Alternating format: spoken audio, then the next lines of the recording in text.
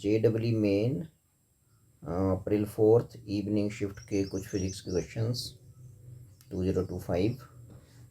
सो इसमें जैसे सिंपल से क्वेश्चन थे, वो ज़्यादा टफ नहीं थे। सो क्या पूछा जा रहा है अभी? Find the dimensions of E upon B. E means electric field, B means magnetic field. So ये तो बड़ा सिंपल सा क्वेश्चन है भैया। आपने EM वेव्स की प्रॉपर्टीज़ पढ़ी है ना। जैसे आप EM वेव्स की प्रॉपर्टीज़ पढ़ी हैं तो उसमें एक प्रॉपर्टी रहती है कि यदि हम पीक वैल्यू ले लें इलेक्ट्रिक वेक्टर की और मैग्नेटिक फील्ड वेक्टर की, सो इसका जो आंसर आता है, इन दोनों का जो रेशियो रहता है वो रहता है velocity of EM wave means C। So C means velocity. So velocity का डायमेंशनल फॉर्मूला रहेगा LT-1। So this is very very simple question. Option 2 is correct. Okay, आप एक और देख लीजिए सिंपल, बहुत ही सिंपल, जिसको बोलेंगे बहुत ही सिंपल। ठीक है, क्यों बोलेंगे? बिकॉज यहाँ देखिए मीन फ्री पाथ दिया हुआ है। मीन फ्री पाथ आपको पता है कि काइनेटिक थ्योरी ऑफ गैसेस में रहता है ये, और इम्पोर्टेंट है। और average speed of molecule of gas जो है वो दैट इज़ 600 मीटर पर सेकेंड। तो फ्रीक्वेंसी ऑफ ऑसिलेशन पूछ रहा है, तो बड़ा सिंपल सा क्वेश्चन हो गया कि जी जो आपकी टाइम निकालना है। सो time for successive collisions that is T। Time क्या होता है भाई? Distance upon velocity. और क्या चाहिए यहाँ पे? डिस्टेंस आपको दिया हुआ है यहाँ पे मीन फ्री पाथ ये 20 माइक्रोमीटर में -6 मीटर, और वेलोसिटी भी इसकी दी हुई है 600। तो यहाँ से ये कट गया। सो आपके पास ये आ जाएगा, ये कितना आ गया?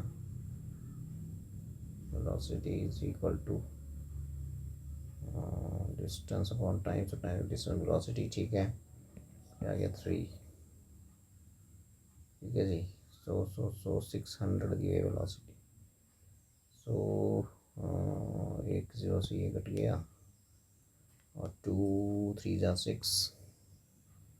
सो ये आ गया आपको 10⁻⁻6 अपॉन 30। 30 means 3 into 10। सो यह आ जाएगा 10⁻⁻6। ये ऊपर चला जाएगा 10⁻1, और यह आ जाएगा 3, आ जाएगा 10⁻7 अपॉन 3। इतना टाइम लगेगा उन मॉलिक्यूल्स को। सो ये आ गया सेकेंड में। सो यहाँ से आप निकाल सकते हो फ्रीक्वेंसी टाइम को उलट रहती है। सो T is the time between two successive collisions. Okay, average time. So average time interval between two successive collisions. So ये आ जाएगा, यहाँ से इसको रेसिप्रोकल ले लीजिए इसका। सो ये आ जाएगा 3 इंटू -7, और फ्रीक्वेंसी का यूनिट रहता है पर सेकेंड, और you can say hertz. Okay, तो बड़ा सिंपल सा क्वेश्चन था भाई ये। ओके, वैसे यदि हम बात करें मीन फ्री पाथ की, तो आपको बताइए कि यदि मॉलिक्यूल्स हैं वो आपस में कोलाइड कर रहे हैं। सो उसमें जो आपका मीन फ्री पाथ रहता है उसको सिंबल लैम्डा देते हैं। तो जो उसने डिस्टेंस कवर करा और जो टोटल आपके कोलिजन्स की संख्या थी वो लेते हैं n, ऐसे करके इसका फॉर्मूला रहता है। और इसको यदि आप आगे जाके इसका फॉर्मूला देखें तो ये बन जाता है भाई यहाँ पे 1/√2 पाई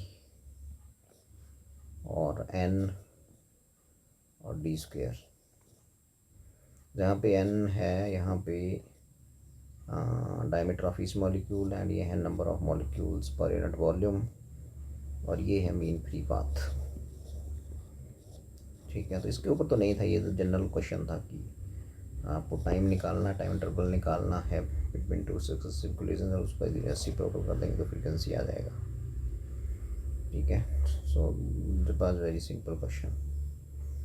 ठीक है जी, आगे चलते हैं। और आगे ये है, देखो बड़ा सिंपल सा, और सिंपल भाई। सो इसमें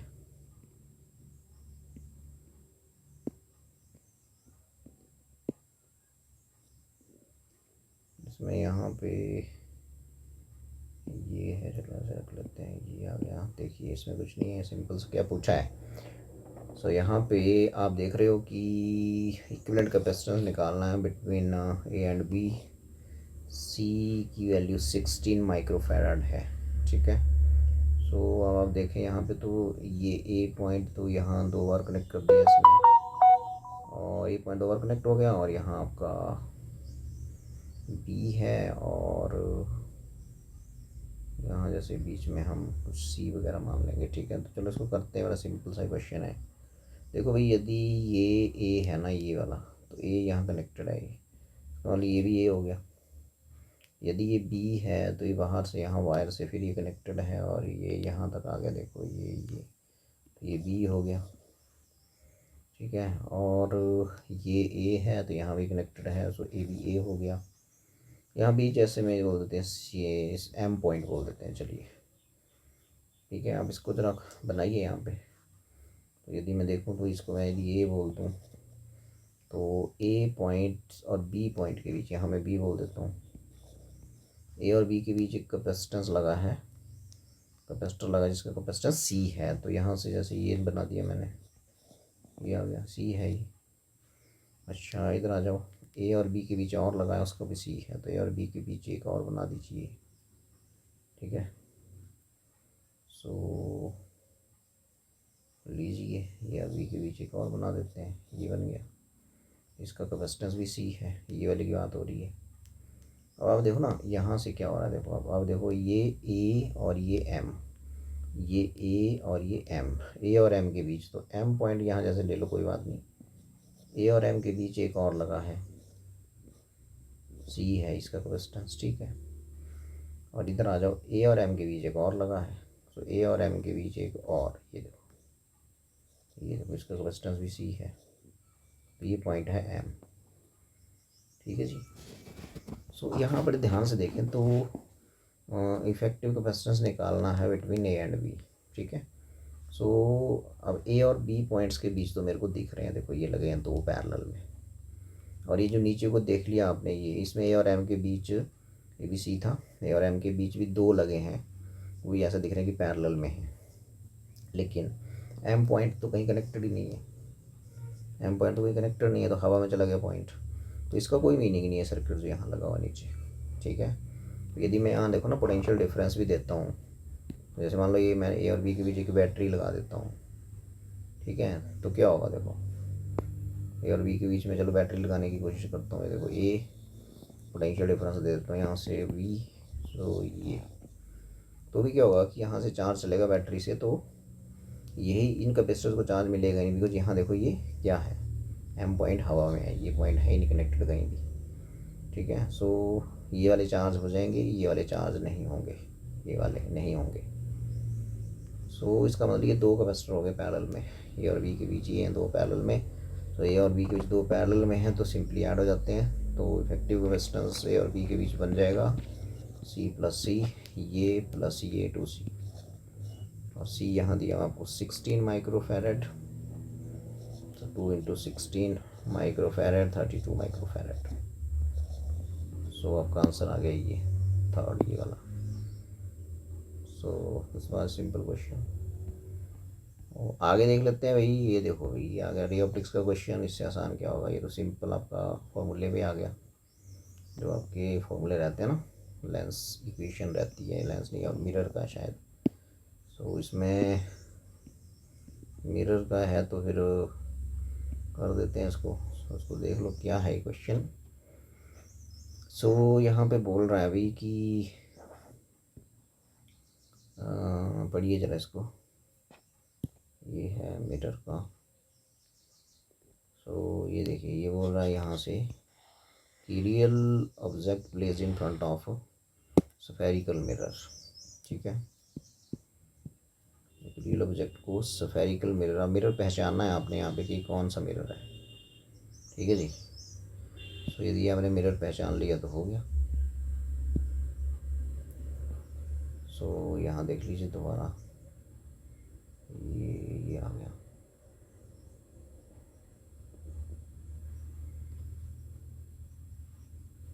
सो यहाँ पे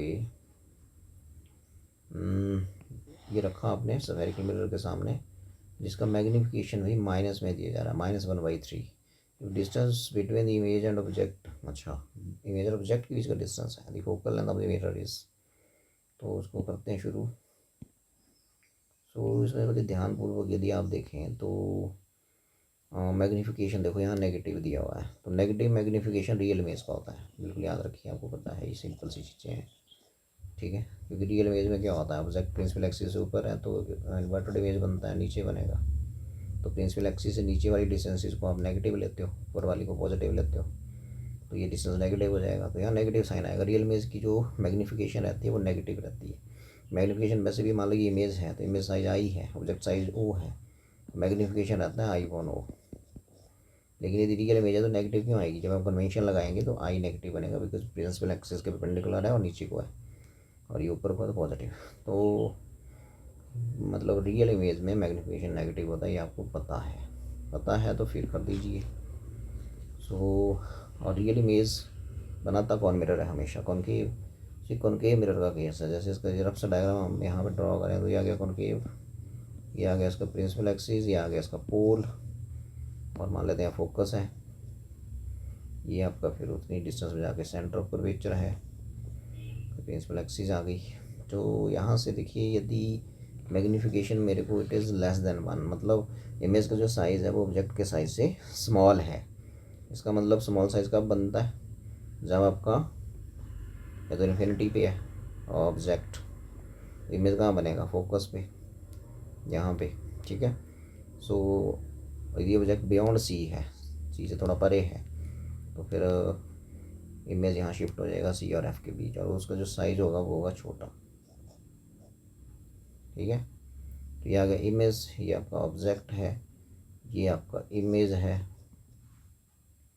और पढ़ लीजिए क्वेश्चन कि distance between image and object is 30 centimetre, मतलब ये आपका ऑब्जेक्ट है इधर, ये और ये इमेज है, इनके बीच का डिस्टेंस दिया हुआ है 30 सेंटीमीटर, ये आ गया 30 सेंटीमीटर, ठीक है। सो आपको पता है कि ऑब्जेक्ट का जो डिस्टेंस रहता है वो रहता है u, तो यहाँ से यहाँ तक तो होगा u, और यहाँ से इमेज से यहाँ तक पोल तक होगा v, ठीक है। तो अब आप देख लीजिए कि यहाँ पे यदि ये डिस्टेंस 30 है ये वाला, तो ये टोटल यहाँ तक है, ऑब्जेक्ट ये है, इमेज ये है, ठीक है। सो यदि मैं यहाँ पे मैग्नीफिकेशन चेक करूँ तो यहाँ से कितना आएगा, देखो 30 है ये, मतलब u मतलब 30 + v + 30, ठीक है। सो यदि मैं यहाँ देखूँ तो ये देखो ये u है, सो ये 30 है, ये v है, 30 और v को ऐड करके u आ रहा है, मतलब v + 30 = u, ठीक है। सो यहाँ से u - v = 30 आ गया, और एक रिलेशन आपका ये दिया हुआ है -1/3। तो जो मैग्नीफिकेशन रहती है, लीनियर मैग्नीफिकेशन होती है -v/u, that is -1/3, minus cancel होके v जो है यहाँ से वो आ जाएगा 3u। इस v की वैल्यू यहाँ भर दीजिए, यहाँ से आ जाएगा +3u = 30, तो आ जाएगा 4u = 30, ठीक है। सो u यहाँ से आ जाएगा v/3, यहाँ से u निकालूँ तो आ जाएगा v/3, फिर यहाँ मैं v/3 यदि भर देता हूँ तो क्या आएगा देख लेते हैं।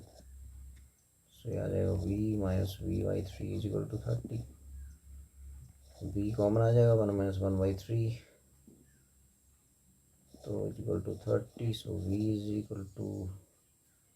30, 3 जाएगा ऊपर, 3 - 1 2 नीचे, तो 45 सेंटीमीटर दूर बनेगा इमेज, ये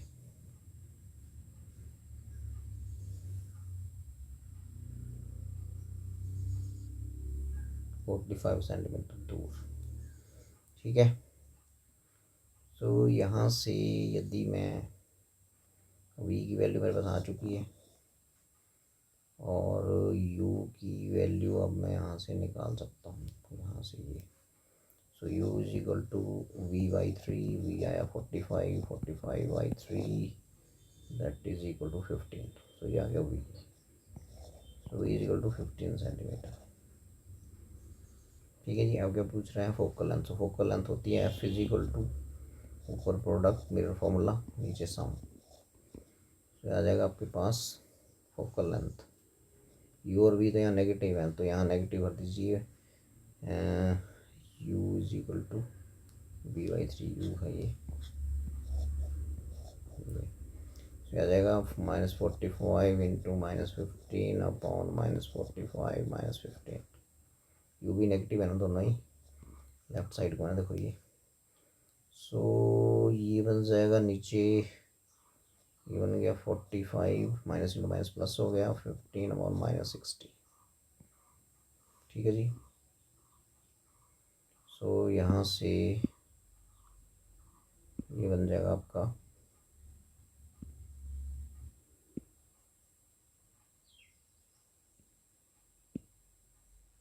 ये बन जाएगा, देखिए यहाँ थे हम, कहाँ थे।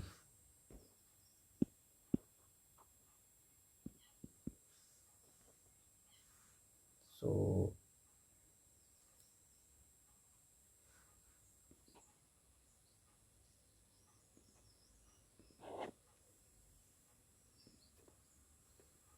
ये था।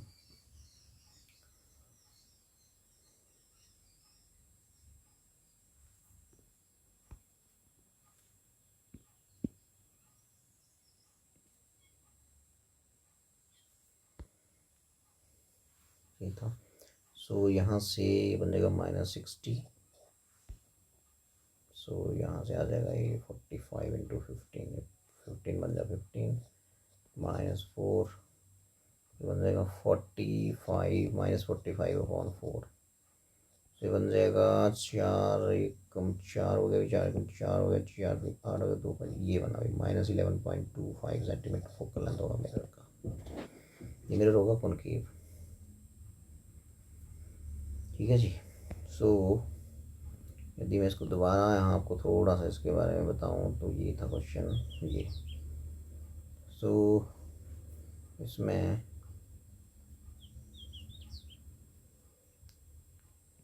ये देखिए,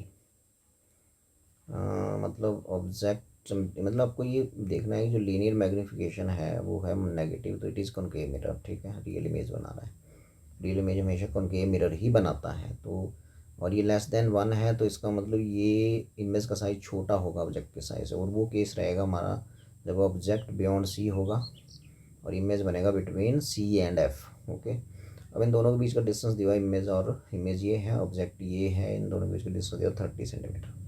ये डाटा गिवन है, पूछा है फोकल लेंथ कितनी है। ठीक है। सो आपको पता है कि इमेज से यहाँ तक का डिस्टेंस v और ऑब्जेक्ट का डिस्टेंस u रहता है। So -v upon u equal to 1/3, so u आ गया v/3। ठीक है।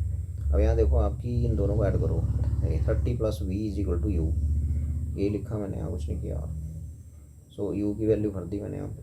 ठीक है, u की वैल्यू जब मैंने यहाँ सब्स्टिट्यूट करी तो आपने देखा होगा कि यहाँ से u की वैल्यू v/3। ठीक है, because v + 30 is equal to u है। ठीक है, v + 30 है, v + 30 is equal to u है। सो यदि मैं यहाँ देखो तो यहाँ क्या था, v + 30 is equal to u, और u की वैल्यू जो है वो यहाँ से मैंने v/3 भर दी है।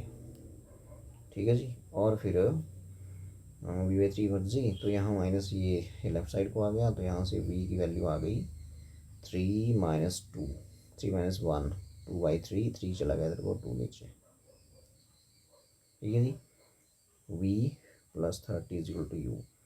सो v यहाँ से आ जाएगा 45 सेंटीमीटर, 45 सेंटीमीटर आ गया, तो यहाँ v की वैल्यू पुट कर दीजिए, यहाँ पे u आ जाएगा, u आ गया, तो ये आ गया u 15।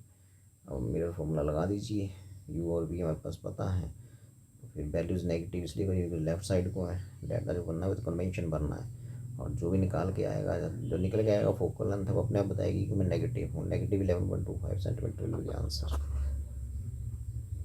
ओके जी।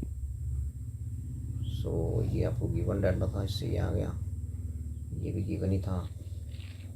और इन दोनों इक्वेशनों को इसकी और इसकी सहायता लेके हमने यहाँ से v निकाल लिया। फिर इस v की वैल्यू को यहाँ पुट किया, u आ गया, और v को नेगेटिव यहाँ भरा। This is mirror formula and you get your answer. Option 1 is correct. आगे बढ़ते हैं थोड़ा सा और देखते हैं अगला क्वेश्चन क्या है। सो ये है क्वेश्चन नेक्स्ट। ठीक है, बड़ा सिंपल सा क्वेश्चन है। सो इस क्वेश्चन में देखो क्या पूछा जा रहा है भाई, देखिए इतना आसान क्वेश्चन। तो इंस्टेंटेनियस वैल्यू रहता है करंट का I naught sine omega t. ठीक है, I is equal to I naught sine omega t. So ये आई आ गया, is equal to I naught sine omega T.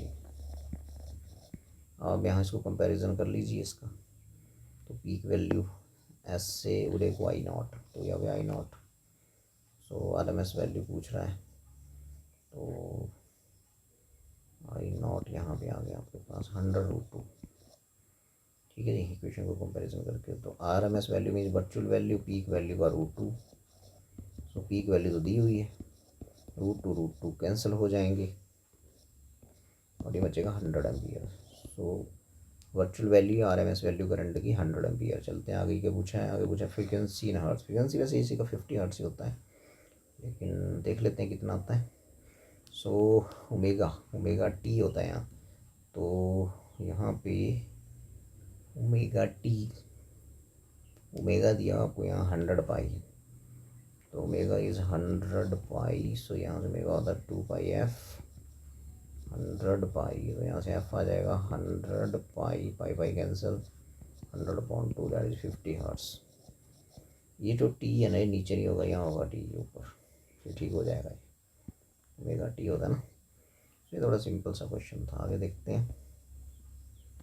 ये देखिए एक और क्वेश्चन देखिए अच्छा सा, कोई अच्छा नहीं, बड़ा सिंपल सा क्वेश्चन है। ठीक है, सो इसको देख लेते हैं अभी। सो क्या बोल रहा है, सिंपल सा क्वेश्चन। एक इलेक्ट्रिक डाइपोल है जिसमें पॉजिटिव चार्ज +2 माइक्रोकूलम, नेगेटिव भी उतना ही होगा, magnitude distance 20 centimetre, which placed close to infinite charge non conducting sheet. Okay, तो ये है नॉन कंडक्टिंग शीट। ठीक है, से इट इज़ पॉजिटिवली चार्ज्ड, तो इसकी फील्ड तो पूरा ऑब्जर्वेशन पॉइंट की डिस्टेंस पे डिपेंड नहीं करती। तो इस रीजन में या इस रीजन में दोनों तरफ चार्ज दिखेगा। ये जो इलेक्ट्रिक फील्ड होगी इसकी होगी σ/ε0, σ/2ε0। तो ये इलेक्ट्रिक फील्ड आपको पता होनी चाहिए, तभी आप कर पाएंगे। फिर पूछा है कि डाइपोल इसके सामने रखा है। ठीक है, torque acting on the dipole if dipole makes angle 30 degree with the normal to the sheet. तो नॉर्मल टू शीट हो गया ये, और डाइपोल जो है वो है आपका ऐसे, वो 30 डिग्री एंगल बना रहा है ऐसे। ये आ गया डाइपोल, ये आ गया +2 माइक्रोकूलम, और इधर होगा -2 माइक्रोकूलम। ठीक है, तो ये डाइपोल की एक्सिस आ गई, तो एंगल जो है वो 30 डिग्री दिया हुआ। और जो इलेक्ट्रिक फील्ड इधर को इसका मैग्नीट्यूड है σ/2ε0। तो टॉर्क लगेगा इसके ऊपर PE sin थीटा। ठीक है, तो इसको मैं ऊपर कर देता हूँ यहाँ, PE sin थीटा, और PE होता है तो आ जाएगा Q × 2L डाइपोल, ये जो चार रीजन के बीच का डिस्टेंस रहता है ये जो है दोनों, और वो दिया हुआ आपको 20 सेंटीमीटर डायरेक्ट दिया हुआ है। ठीक है जी।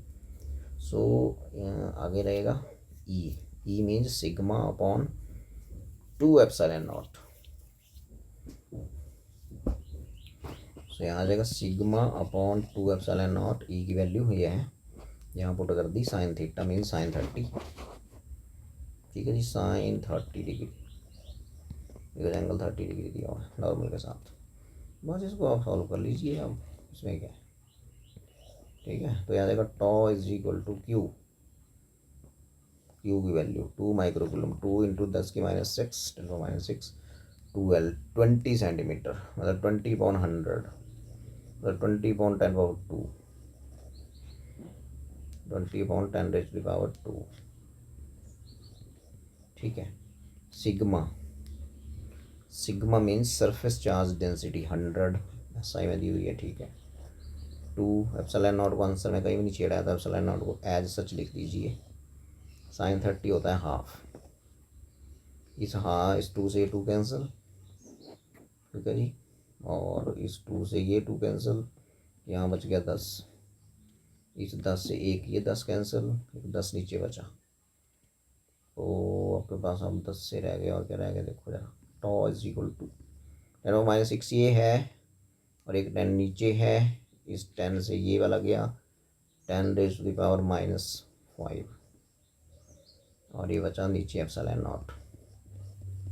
ये आंसर है भाई, ठीक है। न्यूटन मीटर टॉर्क होता है force into distance, newton metre, ठीक है। सो ये आ जाएगा। बड़ा सिंपल सा क्वेश्चन था, आपको सिर्फ यहाँ ई का वैल्यू जो वो बताना चाहिए, ठीक है, और पी का वैल्यू बताना चाहिए, क्यू इंटू जो सेपरेशन है चार्जेस के बीच 12 डायरेक्ट दिया हुआ 20 सेंटीमीटर, उसका मीटर बना लीजिए 20/100, ये लिखा फिर मैंने यहाँ पे। आज वेरी सिंपल क्वेश्चन। सो ग्रेविटेशन पे देख लीजिए। तो ग्रेविटेशन पे जो क्वेश्चन है ना, सिंपल सा क्वेश्चन फिर पूछा गया कि मिनिमम का असर्शन रीजन क्वेश्चन अभी। So minimum kinetic energy required to take a body of mass है from surface earth to infinity.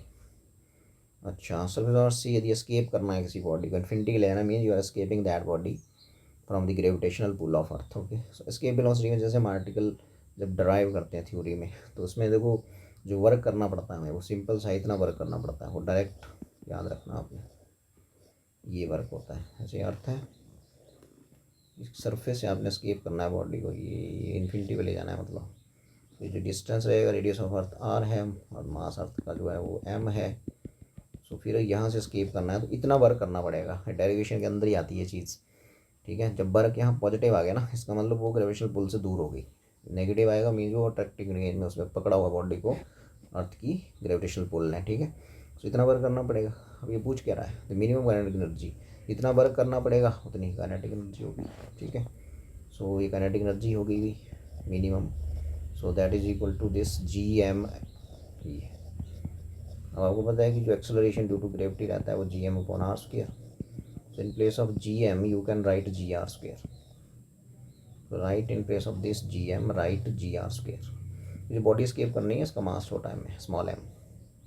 So GR² m/r, capital R cut गया, फिर बन गया mgr। तो इतनी होगी काइनेटिक एनर्जी mgr, बिल्कुल ठीक है, ठीक है।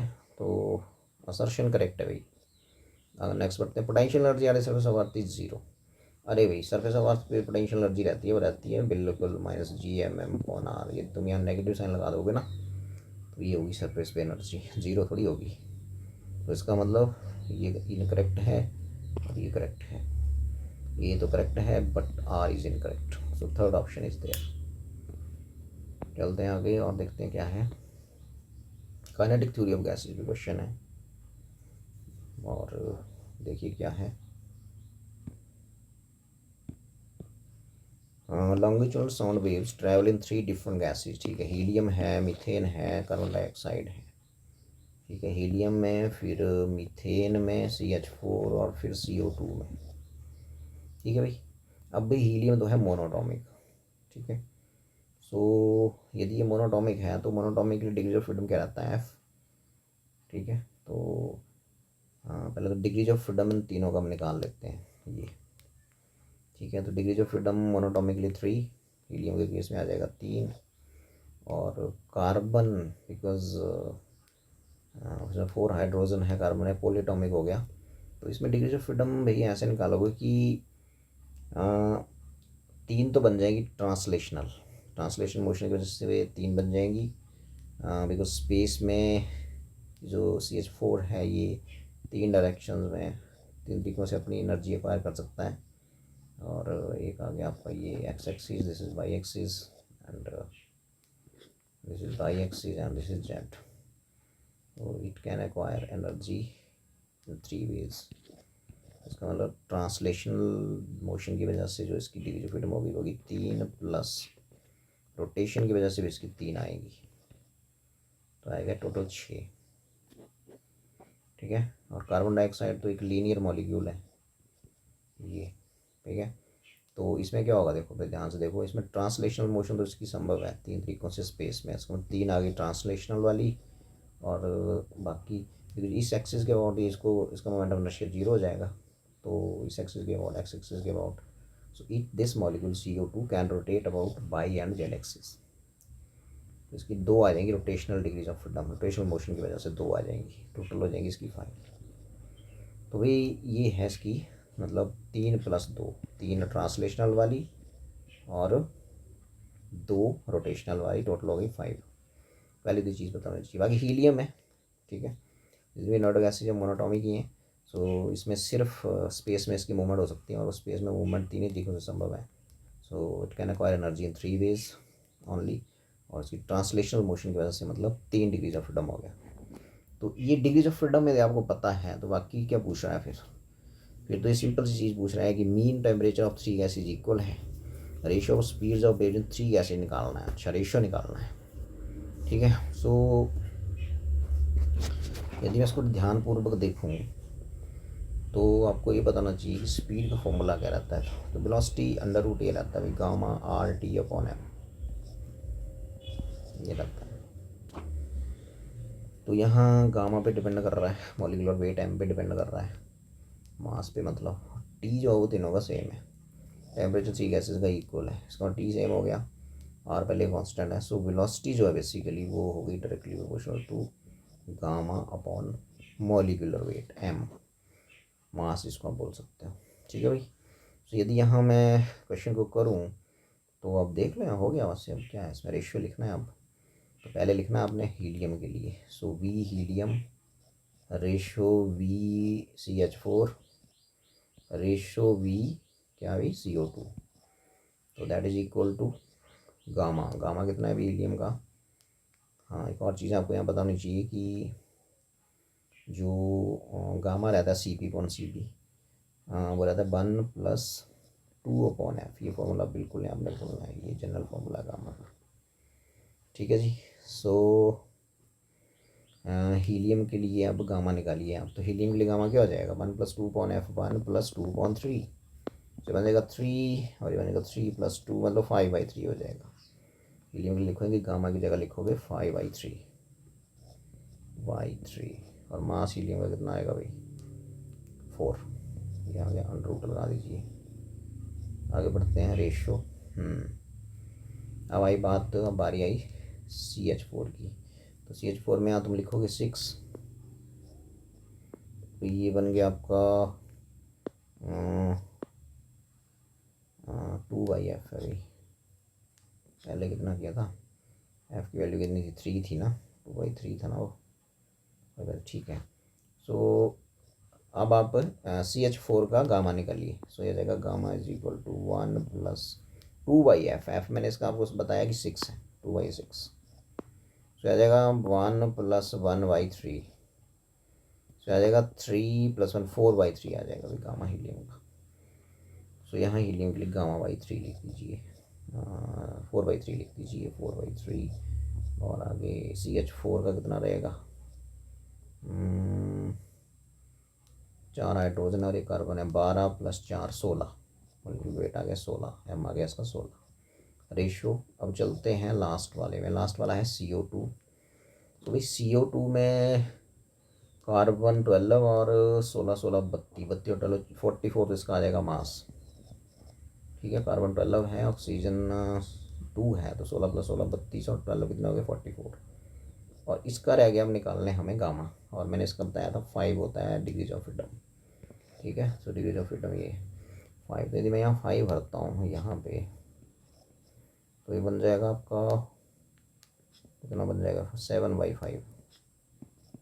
तो 7/5 आप यहाँ पे भर दीजिए, ये आ गया भाई। सो √5 3 और 4, √21 कैसे आएगा यहाँ पे, 55 आ जाएगा नीचे। सो भाई यहाँ से 3 से मल्टीप्लाई कर दो पहले तो आप। 3 से यदि मैं इसको करूँ मल्टीप्लाई, 3 से मल्टीप्लाई कर देता हूँ पहले, ठीक है। तो ये आ जाएगा आपके पास, आंसर का ध्यान रखें, ऑप्शंस देखते रहें। √5, 3 से मल्टीप्लाई करूँगा, यहाँ से 3 गायब हो जाएगा तो बचेगा 4, यहाँ से भी 3 गायब हो जाएगा, बचेगा 1/4, 4 से 16 काट दीजिए।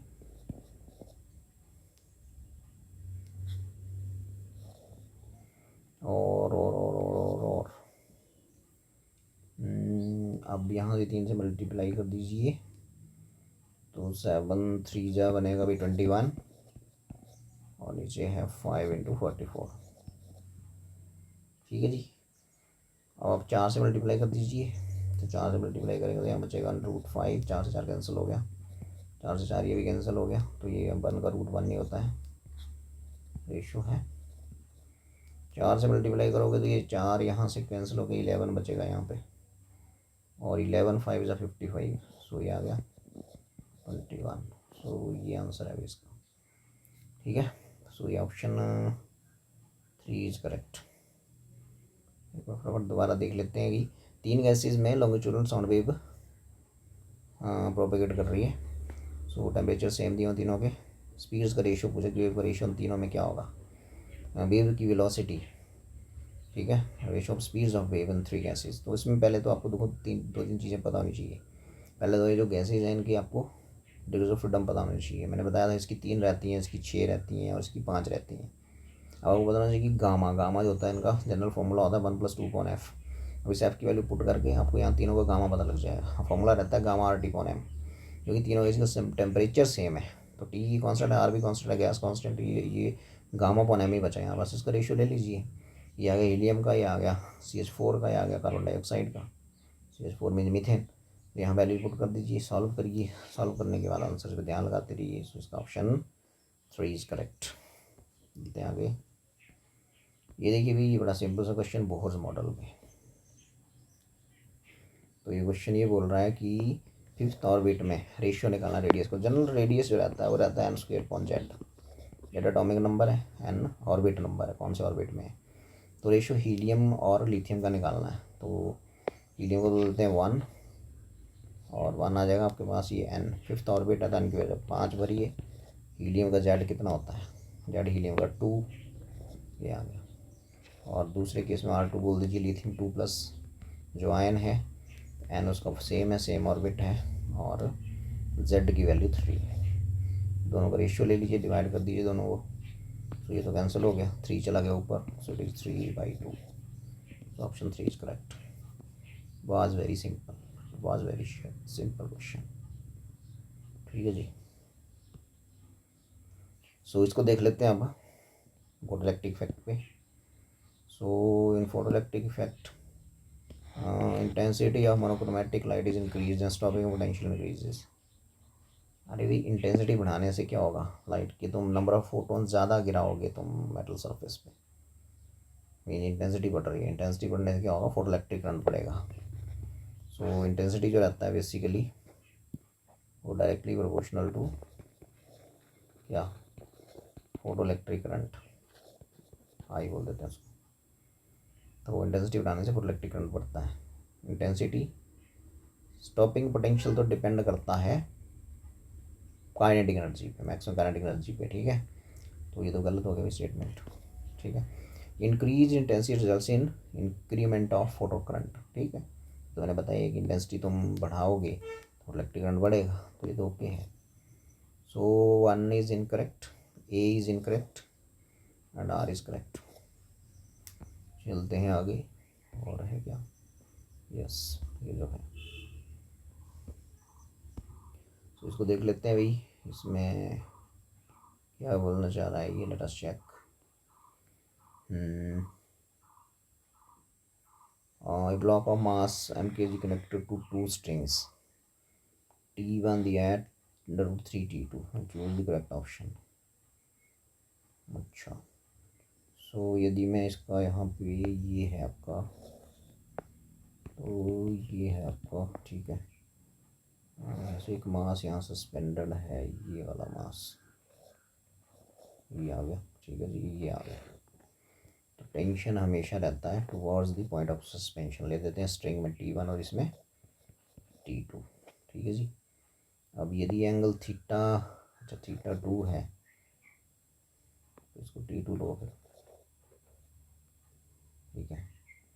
और ये थीटा 1 है तो इसको T1 ले लेते हैं, टेंशन इन दी स्ट्रिंग। ठीक है, स्ट्रिंग में टेंशन T1 और इसमें टेंशन T2। टेंशन T का जो डायरेक्शन होता है वो हमेशा towards the point of suspension होता है। ठीक है, तो इस तरफ ही होगा, ऐसे इसमें ऐसे होगा। और ये जो नीचे बेट दिख रहा है आपको, नीचे को आ जाएगा mg। अब ऐसा करिए कि जो T1 है, T1 या T2 जो भी है, इसमें इसके कंपोनेंट्स में इसको रिजॉल्व कर लीजिए। तो ये वाली लाइन में यहाँ खींच देता हूँ पर इसके पैरेलल। तो यदि ये थीटा 2 है तो ये थीटा 2 ही होगा, यदि ये थीटा 1 है तो ये भी थीटा 1 ही होगा, ऑल्टरनेट एंगल्स। ठीक है जी। अब भी आप देखिए कि T2 को आप दो कंपोनेंट्स में रिजॉल्व कर दीजिए। थीटा 2 बड़ी लाइन पे इसका आ जाएगा T2 cos थीटा 2 और इसका आ जाएगा T1 cos थीटा 1। ठीक है जी। और साइन वाले इधर हो जाएंगे दोनों के, ठीक है, दोनों के साइन जो है वो इधर चले जाएंगे। तो बना दीजिए इसको ऊपर की तरफ, ये और दूसरा ये हो जाएगा T2 साइन थीटा 2 और ये होगा T1 साइन थीटा 1। ठीक है, T2 साइन थीटा 2, इसको ले लो T1 साइन थीटा 1। और इसमें एक और चीज़ दी हुई है कि T1 जो है वो ज़्यादा है √3 T2 है। ठीक है, T1 जो है वो √3 T2 है। कैलकुलेशन है थोड़ा इसमें और है, सिंपल कुछ नहीं है। इक्विलिब्रियम बनाइए इसका और इसको बैलेंस कर दीजिए। सो यहाँ पे आपको दिख रहा है कि T cos थीटा 2 को बैलेंस कर रहा है T1 cos theta. Equilibrium condition पे T2 cos थीटा 2 हो जाएगा T1 cos थीटा 1। ठीक है जी। T1 बोल रहा है √3 T2 भर दो। सो यहाँ पे आप भर दो √3 T2। ठीक है जी।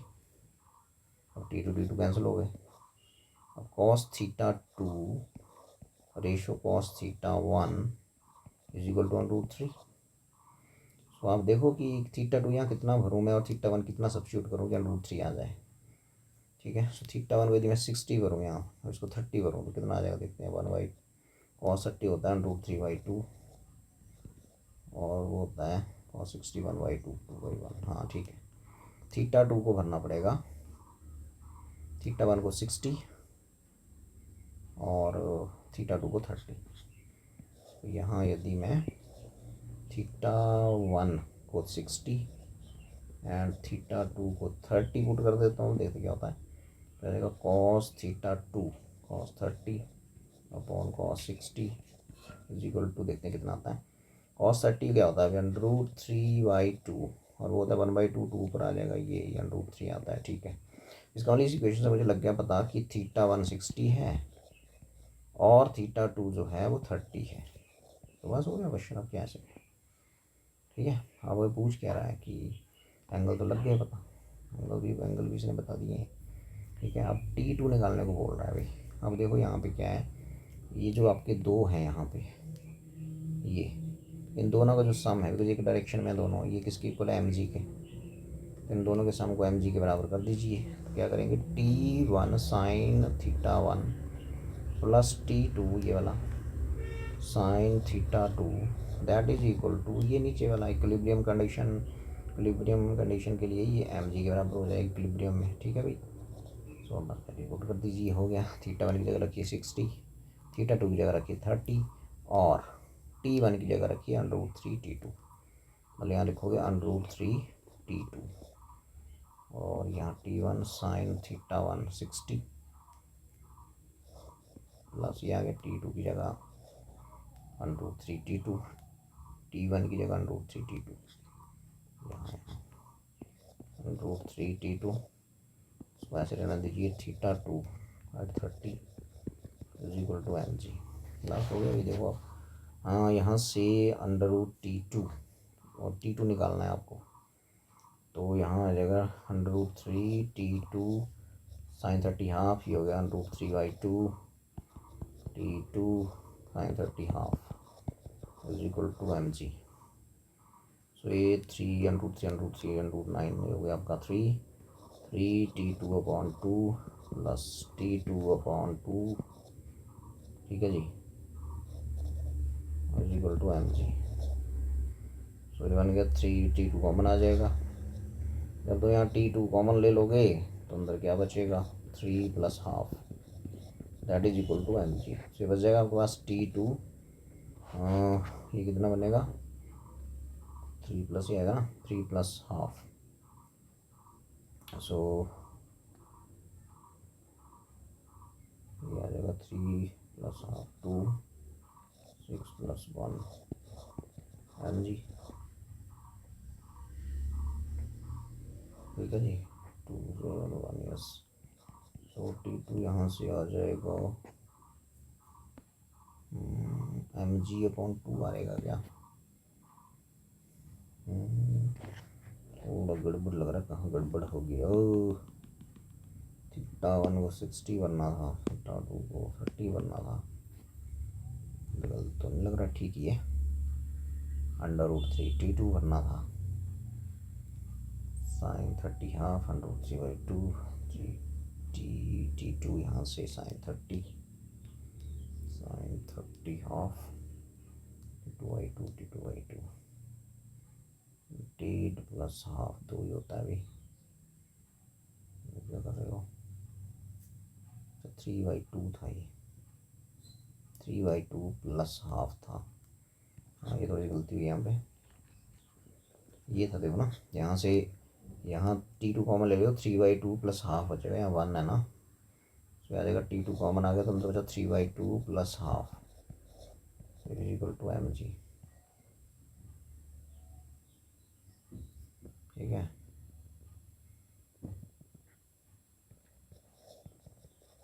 तो आ गया T2, तो आ गया 4/2 और ये आ गया mg। तो T2 इज इक्वल टू, ये कट गया, इंटू 2 mg, सो mg/2 आ जाएगा। टेंशन जो दूसरे स्ट्रिंग में होगा वो वेट का हाफ होगा। तो भाई θ1 आ गया 60, θ2 30, θ1 60, θ2 30 और T2 आ गया mg/2। So second option was correct, ये आंसर इज 2, ठीक है जी। तो इसका आंसर आ गया 2।